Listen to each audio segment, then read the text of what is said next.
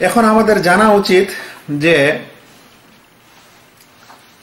এই যে আল্লাহ তাআলার ভয় আমাদের অন্তরে থাকবে ইবাদতের সময়, সেই খৌফ, সেই ভয় সত্য ভয় এবং প্রশংসিত ভয় কোনটি?